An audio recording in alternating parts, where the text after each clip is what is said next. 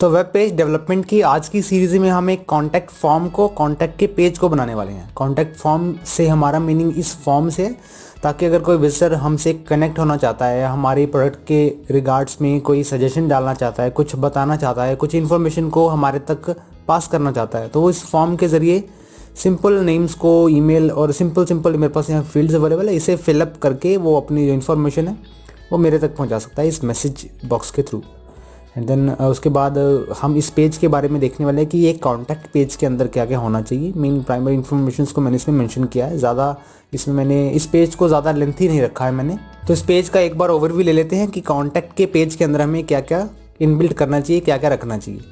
सबसे शुरुआत के सेक्शन में, स्टार्टिंग के सेक्शन में आप यहाँ पर बैकग्राउंड में एक इमेज देख रहे हैं एंड देन राइट साइड में एक कॉलम है जो कि एक सिंपल सेक्शन को रिप्रेजेंट करता है। यहाँ पर मैंने इस फॉर्म को फ्रंट में इसलिए रखा है कि अगर कोई विजिटर कॉन्टैक्ट के पेज को ओपन करे तो उसे सबसे पहले ये फॉर्म मिले, ताकि अगर उसके दिल में कोई डाउट है, अगर वो कुछ पूछना चाहता है हमारे से या कुछ भी किसी भी तरह की वो इंक्वायरी करना चाहता है तो वो इस फॉर्म के थ्रू मुझसे कर सकता है।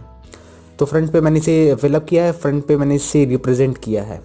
इसके बाद निचले सेक्शन में मैंने अपनी रीच को बताया ताकि वो हमारी रीच के बारे में जान सके कि हमारे पास कितने प्रोडक्ट्स हैं, कितने वेबसाइट लाइव है एंड देन कितने कस्टमर सेटिस्फेक्शन नंबर्स, जो कि हमने होम पेज में प्रीवियसली क्रिएट किया था।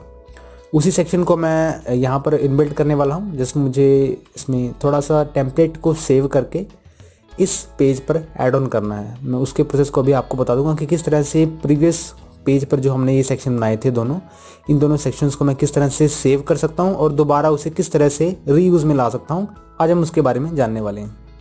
तो चलिए इस पेज को बनाने से शुरुआत करते हैं। मैं डैशबोर्ड ओपन करता हूँ अपने वर्डप्रेस डायरेक्टरी का, जहाँ पर मेरी वर्डप्रेस इंस्टॉल है। तो चलिए मैं यहाँ पर डैशबोर्ड ओपन करता हूँ। डैशबोर्ड ओपन करने के बाद मुझे यहाँ पर एक पेज ऐड ऑन करना है कॉन्टैक्ट के नाम से। मैं न्यू पेज ऐड करूँगा ग्रोबिट कॉन्टैक्ट के नाम से। तो मैंने यहाँ पर पेज का नाम लिख दिया है। आप अपनी सुटेबिलिटी के अकॉर्डिंग कॉन्टैक्ट अस या क्वेरी अस, इंक्वायरस या कुछ भी ऐसा नाम दे सकते हैं जिससे कॉन्टैक्ट पेज की पहचान हो सके, उसे आइडेंटिफाई किया जा सके। तो यहाँ पर मैं टेम्पलेट को भी डिफ़ॉल्ट रखता हूँ। आपको इसमें से पेज एट्रीब्यूट्स में ये ज़रूर ध्यान रखना है कि आपका पेज का जो एट्रीब्यूट है वो कैसा होना चाहिए। टेम्पलेट में मैं डिफ़ॉल्ट टेम्पलेट, और इसके बाद मैं इसे पब्लिश करता हूँ।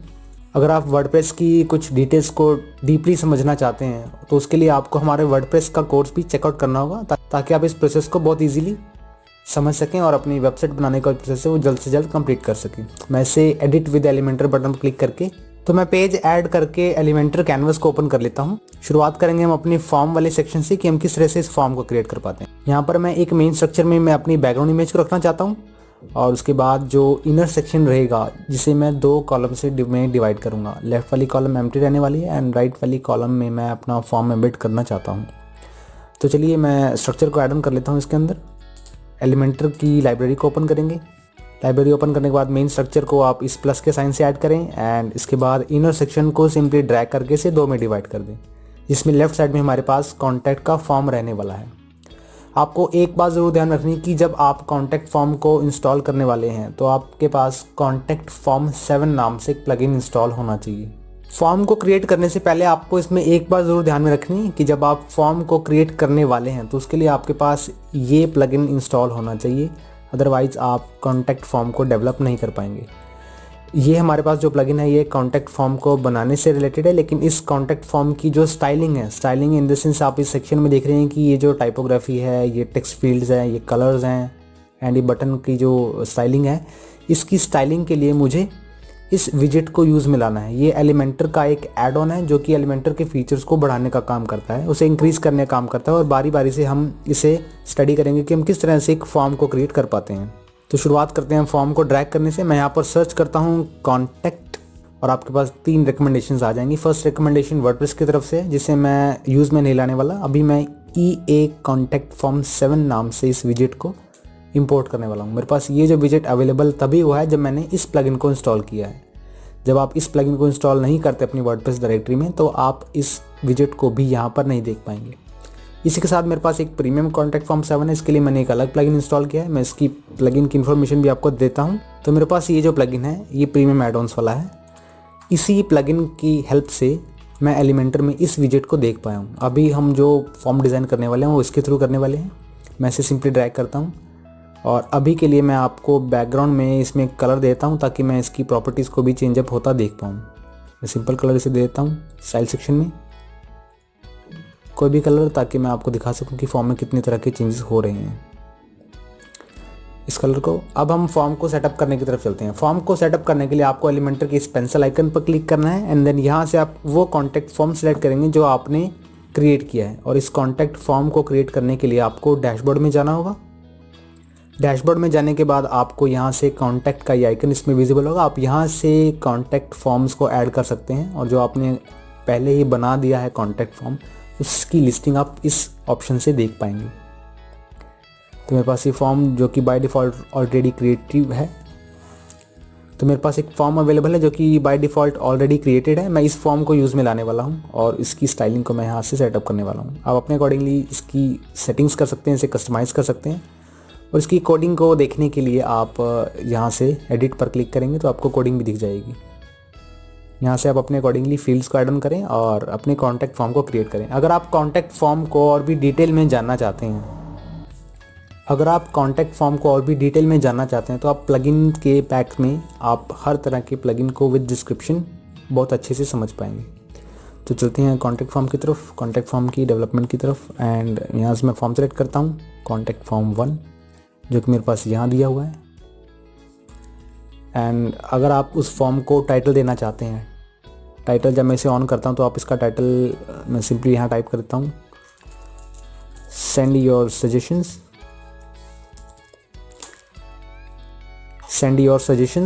जो कि आप यहाँ पर देख रहे हैं इस सेक्शन में।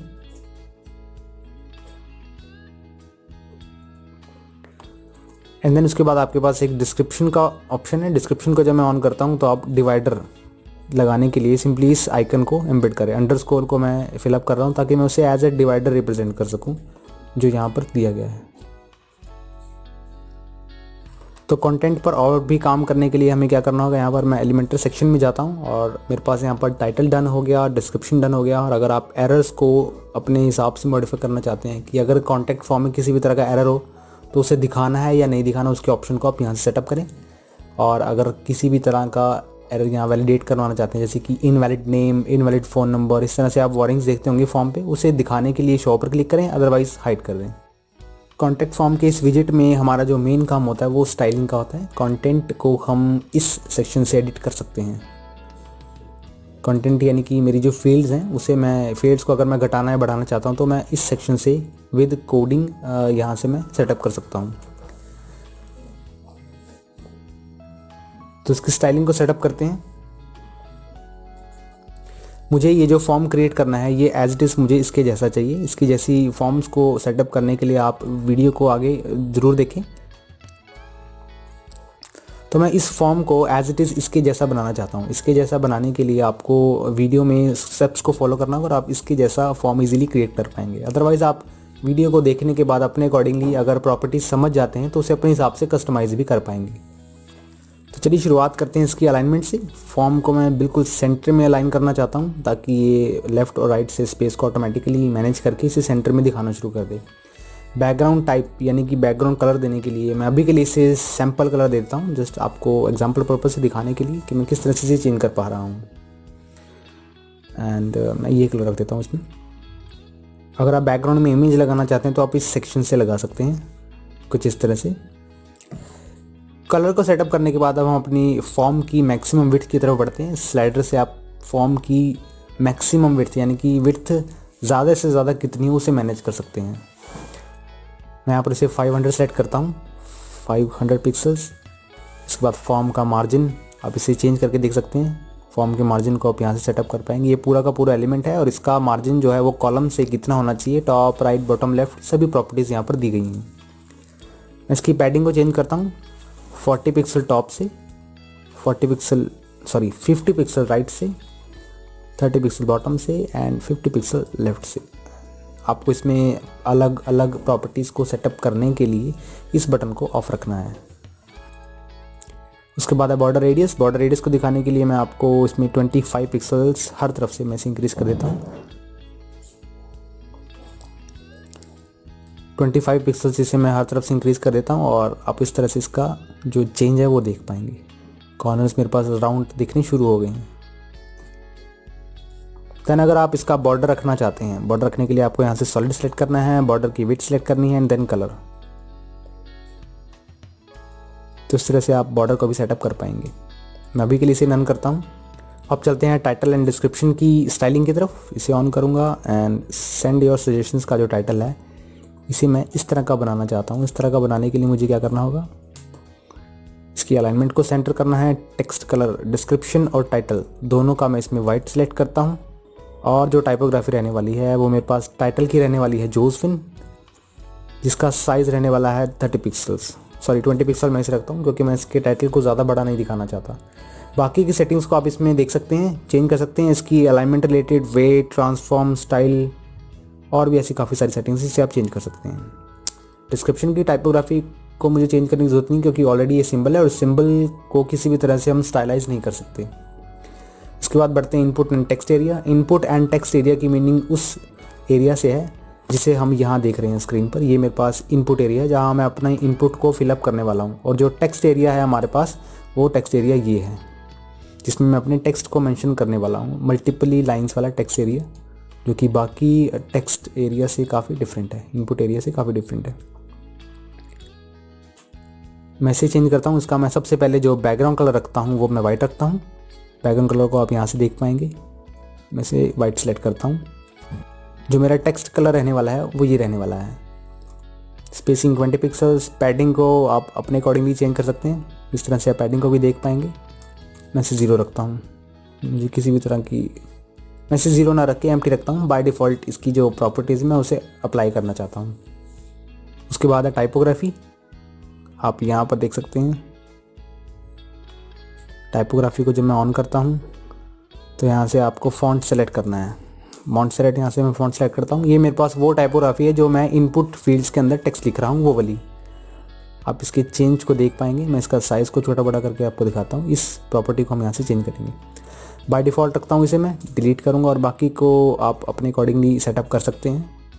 उसके बाद लेबल्स की बारी। लेबल्स का मीन हमारे पास उन टेक्स्ट से है जो कि आप यहाँ देख रहे हैं। Your name, your email, subject, ये हमारे पास लेबल्स हैं इनपुट एरिया के ऊपर जो दिए गए हैं। हम इसे सेटअप करते हैं। इसका कलर मैं वाइट रखता हूँ और इसकी जो फ़ॉन्ट फैमिली है वो मेरे प्राइमरी फ़ॉन्ट से बिलोंग्ड है जिसका नाम है जोसेफिन। मैंने मोस्टली इस पूरी की पूरी वेबसाइट या वेब पेज में 2 या 3 से ज़्यादा फ़ॉन्ट्स को यूज़ नहीं किया है क्योंकि वेबसाइट के लुक एंड फील को बनाए रखने के लिए आपको प्रॉपर फ़ॉन्ट कॉम्बिनेशंस को बनाकर रखना ज़रूरी है। और एक वेबसाइट पर अगर आप 3 या 4 से ज़्यादा कलर्स को मेंशन करते हैं तो आपके वेबसाइट का लुक एंड फील थोड़ा सा डिफरेंट हो सकता है। उसे अट्रैक्टिवली मैनेज करने के बाद ही आप उसे अच्छा बना पाते हैं।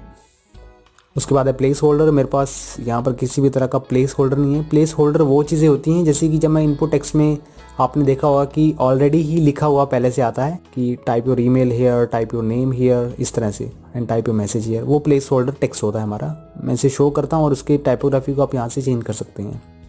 क्योंकि मेरे पास अभी कोई प्लेस होल्डर अवेलेबल नहीं है इसलिए मैं उसे विजिबल नहीं करता और उसकी सेटिंग्स को भी चेंज नहीं करता। मैं बाय डिफ़ॉल्ट रखता हूँ इसे। एंड देन बारी है रेडियो एंड चेक बॉक्सेस। अभी मेरे पास फॉर्म में किसी भी तरह के चेक बॉक्सेस या रेडियो बटन्स भी नहीं है जिसे मैं चेंज करूँ, तो मैं इसे भी ऑफ करता हूँ। एंड देन सबमिट बटन की बारी। सबमिट बटन हमारा जो मेन बटन है उसे सेटअप करते हैं कि ये किस तरह का दिखना चाहिए। सबसे पहले मैं इसे सेंटर लाइन करता हूँ और कस्टम सेक्शन में जाकर मैं इसे फुल विड्थ कर दूँगा, इसकी विड्थ को। उसके बाद चलते हैं इसकी सेटिंग्स की तरफ कि अगर कोई बटन को नॉर्मल देखे, यानी कि मैं इस बटन पर अभी होवर नहीं करता किसी भी तरह का, तो मेरे पास नॉर्मल सेक्शन है कि होवर ना करने पर मेरा कलर कैसा हो और होवर करने पर कलर कैसा हो। मैं उसे यहाँ से सेटअप करूँगा। नॉर्मल में मैं बैकग्राउंड कलर सेटअप करता हूँ उसका। हेक्सा कोड मेरे पास यहाँ अवेलेबल है। एंड देन बटन को होवर करने पर मेरा जो कलर रहना चाहिए मैं उस हेक्सा कोड को पेस्ट करता हूँ और इसका थोड़ा सा डार्क वर्जन यहाँ पर अप्लाई करता हूँ। थोड़ा सा मैं इसे डार्क की तरफ मूव करता हूँ। एंड देन मेरा हेक्सा कोड कुछ इस तरह से दिखेगा। उसके बाद है टाइपोग्राफी की बटन के ऊपर जो टेक्स्ट लिखा हुआ है आप उसे किस टाइपोग्राफी में, किस स्टाइलिंग में देखना चाहते हैं उसे आप यहाँ से सेटअप कर सकते हैं। टाइपोग्राफी में मैं इसे मॉन्ट सेलेक्ट रखता हूँ कुछ इस तरह से। आप इसके साइज़ को घटाया बढ़ा सकते हैं। मैं इसे बाय डिफ़ॉल्ट रखता हूँ। तो मेरे पास ये फॉर्म कुछ इस तरह से बनकर तैयार होगा। अब मैं इसके बैकग्राउंड कलर रिलेटेड सेटिंग्स को चेंज करता हूँ। बैकग्राउंड कलर को मैं चेंज करने के लिए मुझे क्या करना होगा, इस एलिमेंट पर क्लिक करना है।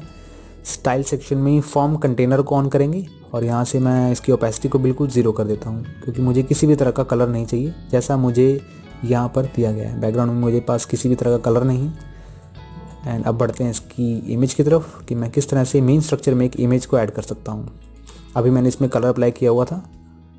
मैं यहाँ से इमेज को सिलेक्ट करता हूँ, ये वाली, एंड इंसर्ट करता हूँ। एंड देन इमेज की पोजीशनिंग को आपको सेटअप करना होगा। इमेज की पोजीशनिंग सेटअप करने के लिए आपको पोजीशन सेंटर रखनी होगी। अटैचमेंट आप अगर स्क्रॉल रखते हैं तो इमेज का जो एलिमेंट है वो इमेज के साथ साथ मूव होगा। अगर आप इसे फिक्स्ड रखते हैं तो आपकी इमेज फिक्स हो जाएगी, सिर्फ आपका कंटेंट मूव होगा। तो मैं इसे फिक्स्ड रखता हूँ क्योंकि मुझे ये अट्रैक्टिव लुक देता है। रिपीट सेक्शन में नो रिपीट, और साइज़ जो रहने वाला है वो कवर रहने वाला है। सबसे मेन सेटिंग आपकी इसमें लास्ट की सेटिंग है साइज़, जिसे हम कवर रखने वाले हैं।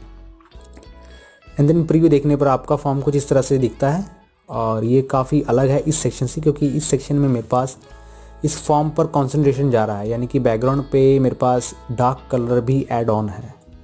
अभी मेरे पास इस सेक्शन में किसी भी तरह का ओवरले नहीं है, यानी कि किसी भी तरह की ब्लैक स्क्रीन नहीं है जिससे मेरा फोकस इस फॉर्म पर जाए। तो मैं उस ब्लैक स्क्रीन को ऐड करने के लिए क्या करने वाला हूँ, मेन स्ट्रक्चर की सेटिंग्स में जाकर स्टाइल टैब में मैं इस बैकग्राउंड को क्लोज करता हूँ एंड बैकग्राउंड ओवरले की तरफ चलता हूँ। बैकग्राउंड ओवरले पर जाने के बाद मुझे बैकग्राउंड टाइप ब्लैक रखना है, क्योंकि मैं फॉर्म का फोकस बनाकर रखना चाहता हूँ। इसकी ओपेसिटी को आप यहाँ सेटअप कर सकते हैं कि आप कितना फोकस एक फॉर्म को देना चाहते हैं। मैं इसे 50 रखता हूँ, 0.5 इतना सफिशिएंट मेरे लिए। अपडेट करने पर आपका जो प्रीव्यू रहेगा वो इस तरह का आपको दिखेगा। अभी हमारे पास एक इसमें कमी है, एक लिमिटेशन है कि मेरे पास यहाँ पर लेफ़्ट और राइट में मार्जिन अवेलेबल हो रहा है, स्पेस बनकर आ रहा है, वाइट स्पेस। तो मैं इस वाइट स्पेस को बिल्कुल भी नहीं चाहता, जैसा कि आप इसमें देख रहे हैं। इस वाइट स्पेस को रिमूव करने के लिए आपको क्या करना है, मेन स्ट्रक्चर की सेटिंग में लेआउट सेक्शन में आपको इसे स्ट्रेच कर देना है। स्ट्रेच करते ही आप इसका जो चेंज है इस तरह से देख पाएंगे। तो ये आपका जो सजेशंस वाला सेक्शन है वो एकदम रेडी है। अगली वीडियो में हम रीच के सेक्शन को और गूगल मैप्स के और इन्फॉर्मेटिव सेक्शन को इसमें एम्बेड करने वाले हैं, जिसे हम होम पेज से पिक करने वाले हैं। और आगे की वीडियो में आपको ये भी पता लगेगा कि आप किस तरह से एक पर्टिकुलर पेज को और एक पर्टिकुलर सेक्शन को एज अ टेम्पलेट एलिमेंटर में सेव करते हैं और उसे किस तरह से दोबारा किसी वेब पेज में या अलग वेबसाइट में यूज़ कर सकते हैं। आप अपनी वेबसाइट को बनाने के बाद अब इसे अपडेट ज़रूर करते रहें, अदरवाइज़ आप अपने डेटा को लॉस्ट कर सकते हैं।